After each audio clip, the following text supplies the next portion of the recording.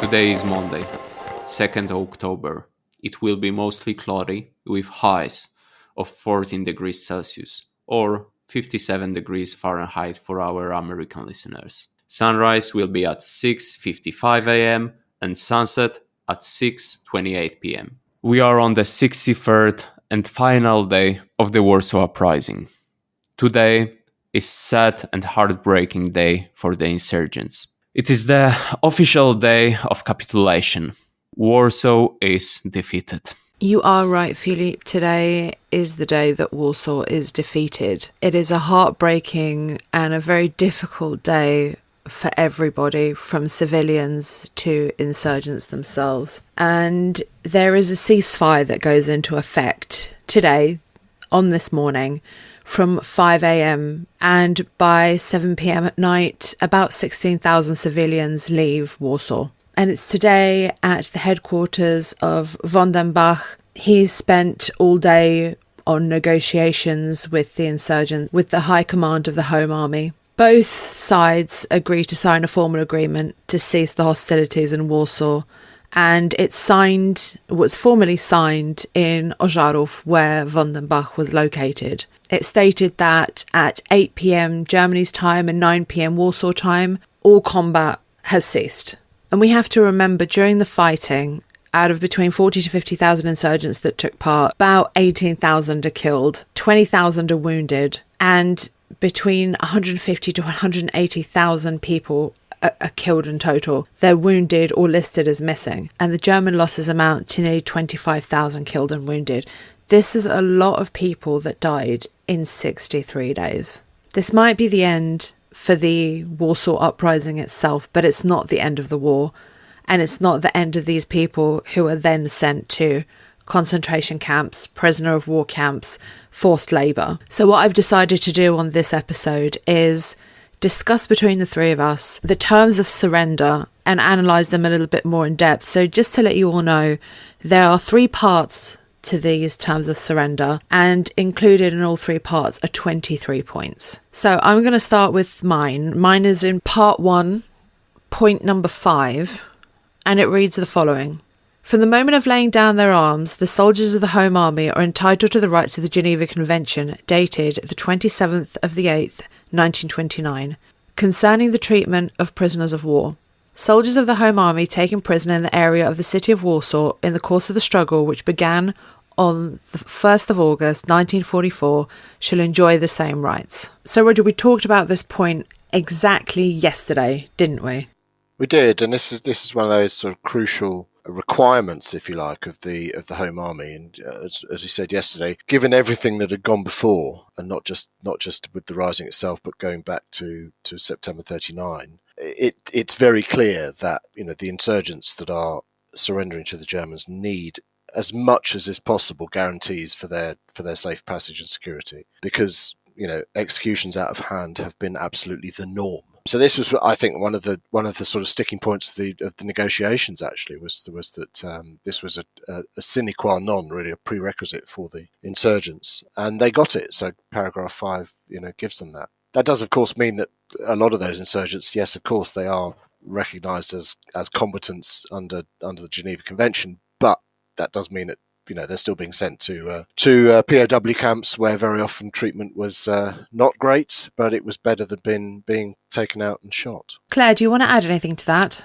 Well, I think it was in late August that the Home Army had been officially recognised as part of the Polish armed forces, meaning that they came under the Geneva Convention for various protections, including prisoner of war protection. So this is when that becomes so important. But I think throughout this podcast, I have largely been a voice for the women, the female soldiers. And the very next point, point 6, begins to specify in more detail. So they say, prisoner of war rights are defined by the Article 81 of the Geneva Convention on non-discrimination based on gender are to be extended to all non-combatant support personnel of the Home Army. In particular, this pertains to women staff workers employed in communications, supply, support, intelligence, press, war correspondence, etc. It's quite interesting there that they don't talk about female soldiers because, in fact, these women are now recognised as soldiers with the same rights as the men. But nonetheless, this does make sure that all of the women are now brought in under the same terms with the same protections. And the next point, point 7, talks about the prisoner of war treatment and that military ranks established by the Home Army will be recognised and honours. Now, this is obviously for all of the soldiers, the majority of whom are the men. And they do recognise that some of them may have lost their papers given the 2 months of ferocious fighting that's been going on. And of course, these medals, they are all just scraps of papers at this point. They are little bits of paper with names and ranks, dates, actions, and the medal levels written on them. And a lot of these were destroyed accidentally. They were just destroyed with the people. But also a lot of them are now, some of them are deliberately destroyed as well for people who want to sort of disappear. But the women also at this point have ranks conferred upon them. So Zoe and Amelia Malessa are among 100 women promoted to the rank of captain, just at this point, right at the end of the Warsaw Uprising, although in fact Zoe had actually officially held the rank of captain since 1943. A few others were promoted to the rank of major. That had been Dr. Sofia Franio's rank since 1942. General Bor Komorowski actually decreed that this was the highest military position that women could achieve. I think he'd failed to appreciate that Maria Witte, the head of the women's services, was already a colonel. I think Zoe, as Zoe once put it, Bor had many strengths, but less understanding of the importance of these matters than his predecessor, who was, of course, General Ravetski. Zoe was also given various medals, as were the other women, including the Virtuti Militari. I must say, that's Poland's highest award for valour, and she was given it multiple times throughout the war. But like everyone else, she was just handed a signed slip of paper in lieu of her medal, and she was one of those who she burnt the pieces of paper with all of her honours listed on them, because she was going to melt back into the civilian crowd and continue the resistance. To her, it didn't really matter. The whole of Warsaw was burning. What more was a few slips of paper? Yeah, I find that really interesting because in my family, we still have the original documents for the Warsaw Uprising. And so, for example, his card that he received in the Home Army, and on the back you can see all the various different advancing points that he'd made in the uprising, and they were all signed by the battalion commander. It's very interesting, and it also shows what military awards he was awarded. But later on, obviously, he received others post-war as well. I don't know why people don't get excited about this. This is just incredible to be able to see my grandfather's history staring at me right in front of my face. I agree with that. That's one of the thrills I always think of archival work is seeing original slips of paper and sort of marginal comments, and I remember for example seeing Churchill's sort of cipher.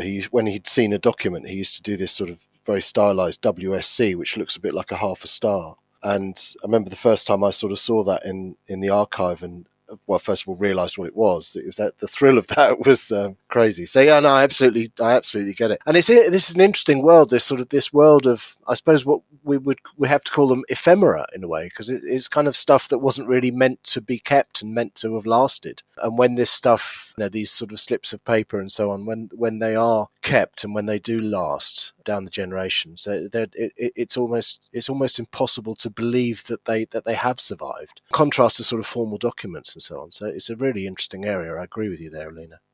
I completely go. Something of Zoe's that did survive is her armband, the white and red armband from the Warsaw Uprising that she was so proud to pull over her shirt sleeve on the 1st of August 1944. And that's still with us. And interestingly, I mean, you can see it's battle worn.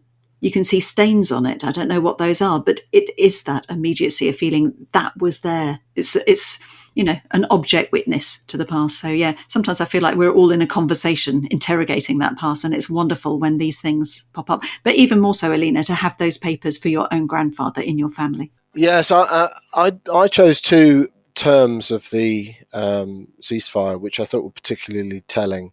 They do carry on from what Claire's just done, number 7. So I've got number 8, which says that no person recognised as a POW shall be persecuted for their activities, whether military or political, regardless of the time of their occurrence. So this is basically, in effect, an amnesty for those that might have, as far as the Germans were concerned, seeing these people who have been in the underground for 4 or 5 years, from the German perspective, they could have, a charge sheet against certain individuals for things that they'd done during the underground. But this is basically an amnesty saying that, we're not going to be pursuing you for stuff that you've done in the service of the Polish underground, which is an interesting element here. And I think, again, it's a little bit of holding the door open, I think, to the members of the underground, to make sure that try to encourage them not to, as we just heard with Zoe, not to sort of melt back into that underground and continue that clandestine activity, which they obviously would if they had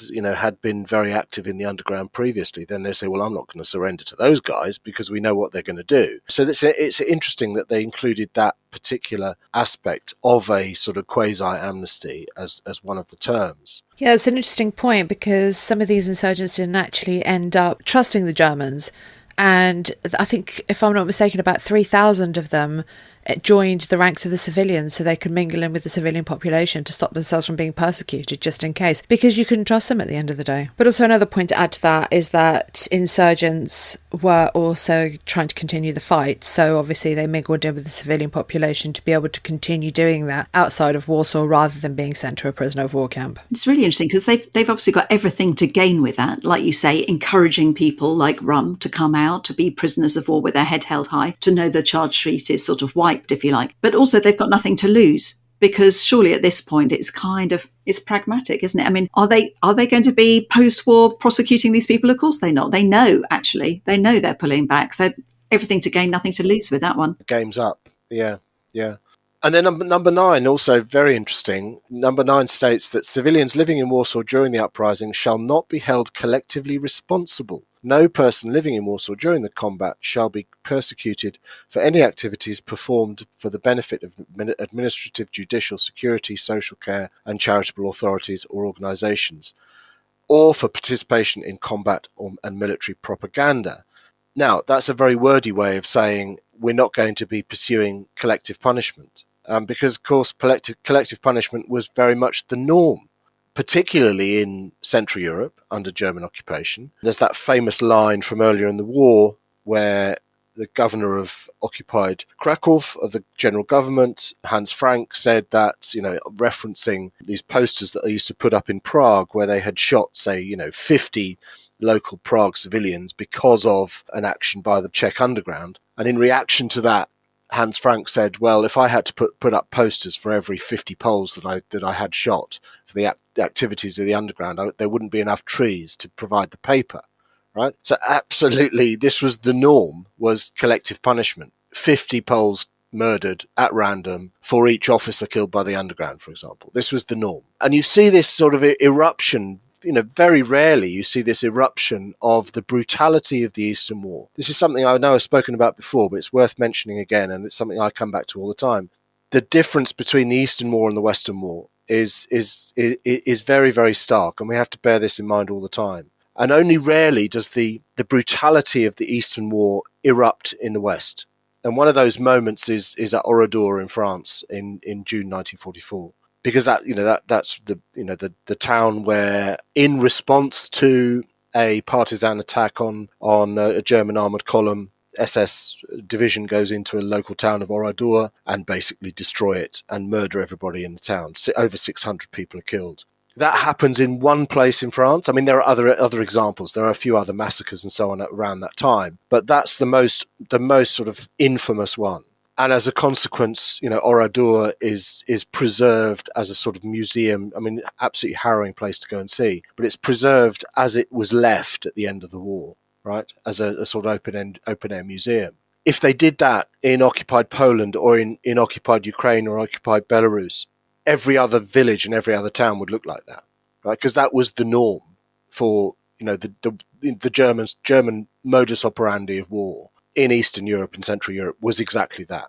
So we have to remind ourselves of the vast differences between the Eastern War and the Western War. And this sort of paragraph in the agreement, very wordy though it is, but it betrays that, because it says basically we will not, very high-handed, very moralistic, we will not be carrying out collective punishment for the rising and for the actions carried out under its auspices.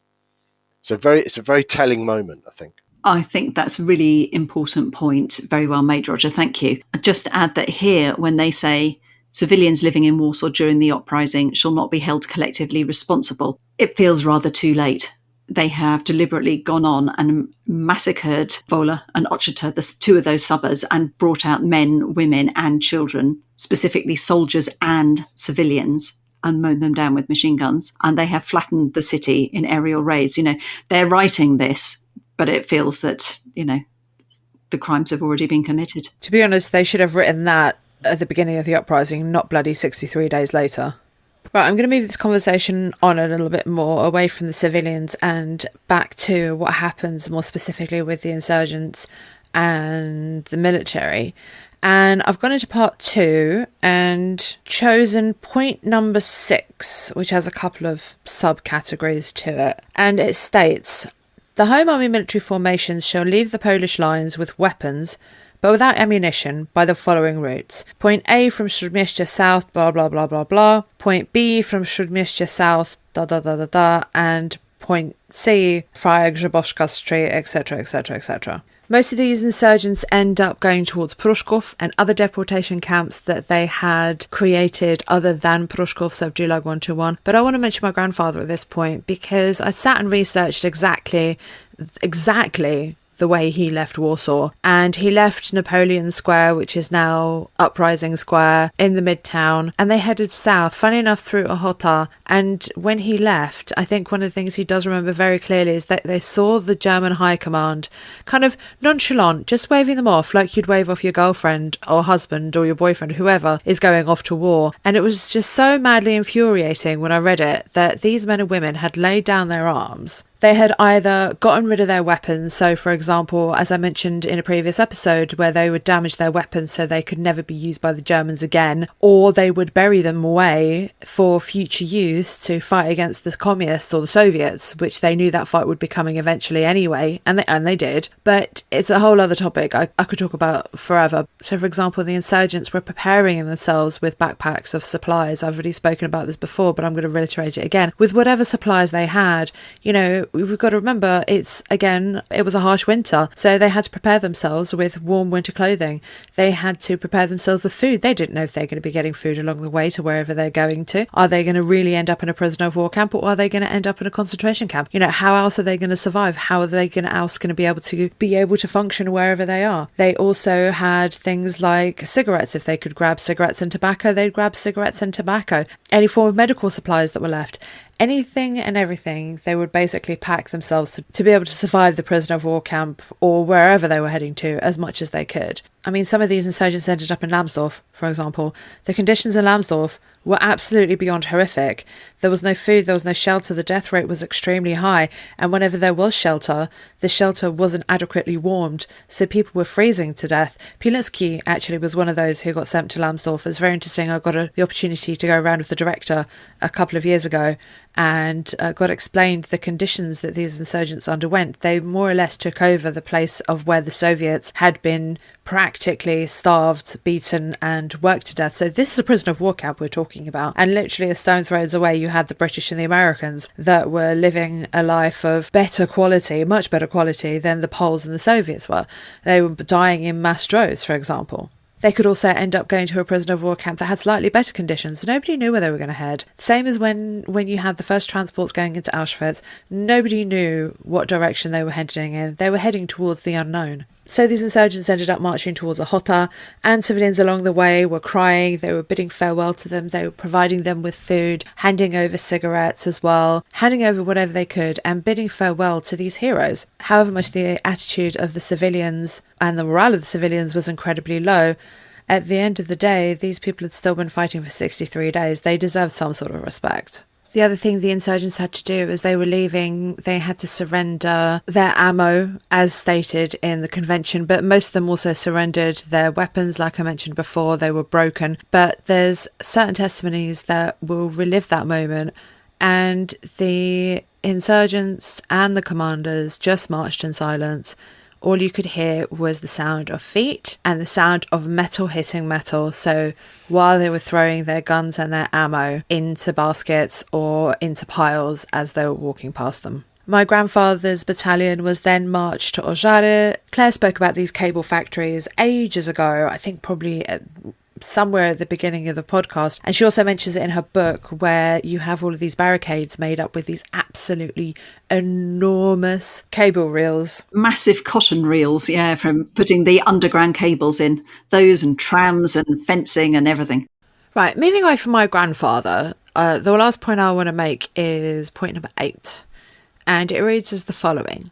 The evacuation of the wounded and sick soldiers of the Home Army, as well as the medical equipment, will be resolved between the medical commander of the German forces and the medical commander of the Home Army. Families of the medical personnel will be evacuated according to the same procedure. Now, I'm not really interested in the medical equipment section. It's the first 2 lines that I'm most interested in, and that is the evacuation of the wounded and sick soldiers of the Home Army and families of the medical personnel will be evacuated according to the same procedure. Now, we very well know how the wounded were treated during the Warsaw Uprising, right? So they were not exempt from being massacred. You would think that large, giant red crosses on the top of hospitals would be exempt from bombing raids, would be exempt from artillery fire, but they weren't. Many, many, many wounded, many, many medical personnel were hit or buried under various different bombings.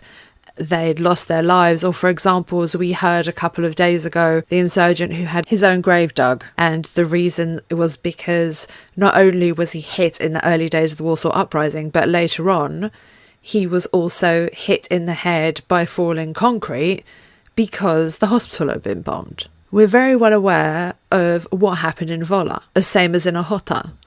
Derlewanger's brigade, who we've mentioned 1,000,001 times before, the battalion of absolute psychopaths who were set loose on the civilians of Warsaw, and later on the capitulated areas where they would go and throw grenades into hospitals and murder people left, right and centre, and then take civilians out of buildings in retaliation after a district had been liberated alongside a priest, and then slaughter them in the middle of the street. Derlewanger would end up massacring everybody. They were like a plague set upon the city of Warsaw. Everybody would be massacred. And this went on up until, the 29th, the 30th, where they massacred Ewa Matuszewska, for example.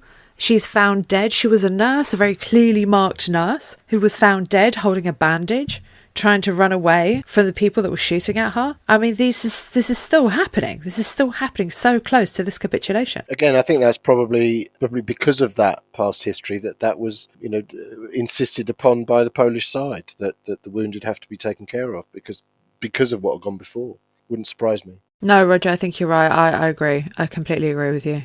I just want to make one more point before we finish on the subject, is that a lot of tourists don't end up doing this. But if you head outside of Warsaw, because if you want to come on a tour with me, I can either do something very generic, so for example, in the city, or we can end up going to some of the smaller cemeteries, like you and I did, Roger. You will find dates that don't necessarily correlate with the Warsaw Uprising, meaning they're after the Warsaw Uprising, days, weeks, months, even going into 1945, and then deep late into 1945. And you can see how many of these injured people from the Warsaw Uprising had been either evacuated outside of the city after the Warsaw Uprising into the smaller village areas, and they died in these hospitals. These people had the opportunity to be evacuated and at least attempted to be treated. Last point I would just raise on this day, Claire mentioned about the awards, various awards that were given, at least theoretically, to those who were about to go into German captivity on the Polish side. It was also prizes for everyone on the German side, of course, after their successful, in inverted commas, successful operation against the insurgents in Warsaw. So a couple of days earlier, Hitler had authorised high decorations to be issued to the 3 leading commanders operating in the suppression of the Warsaw Rising. That is SS Gruppenführer Heinz Reinefahrt, who we mentioned. He was given the oak leaves to the Knight's Cross of the Iron Cross. He'd already had the Knight's Cross, so this was the later next grade on is the oak leaves to the Iron Cross. He received that. Whilst Oskar Dirlewanger, who we mentioned of the Dirlewanger Brigade, was awarded the Knight's Cross of the Iron Cross, as was Erich von den Bach. The Knight's Cross is the sort of large version of the Iron Cross, which is worn around the neck, and it was one of the most sought-after awards on the German side, so much so that they used to refer to those who were particularly ambitious and reckless in their conduct of the war that used to be described rather sneeringly by ordinary soldiers as having what they called a sore throat, because this was worn at the throat. So if you had a sore throat, it's because you wanted the Knight's Cross so badly. So these were all issued today, and there's a message, just as a final point on this, there's a message sent on the 2nd of October to Erich von den Bach from the commander of Army Group Centre, who said, "Best congratulations on being awarded the Knight's Cross of the Iron Cross. Your award refers both to your personal contribution and to the full success of the fights that you led in Warsaw. Heil Hitler."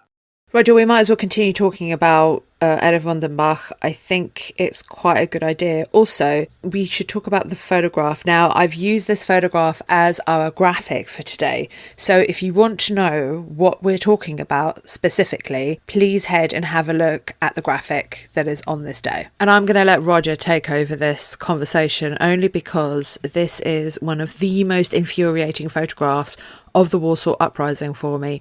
It is just that look on von den Bach's face that makes me so beyond angry, and I cannot control my emotions when I do so. Yeah, it's interesting that the difference in the sort of how the two are sort of posed, or how they're holding themselves. Bokomorowski is wearing a sort of overcoat. You can see he's got his armband on. He's looking very drawn. He's looking down at the ground, bowing his head while shaking von den Bach's hand. Von den Bach, in contrast, is very well turned out. He's in a pristine uniform. You can see he's got various orders and awards on his chest, and of course that freshly issued Knight's Cross at his throat. There is you have to say, there is a smugness about von den Bach in that photograph, which is, I can see why it sort of infuriates you, and Alina, I can see that as a neutral, as it were. I can see why that photo would infuriate you, because he does come across as being extremely smug. And the strange thing, I suppose, with von den Bach, and I always say this, is that he looks like a provincial accountant. He's got sort of wire-rimmed glasses. He really does look like sort of butter wouldn't melt, and yet he's ultimately responsible for some of the worst atrocities of the war.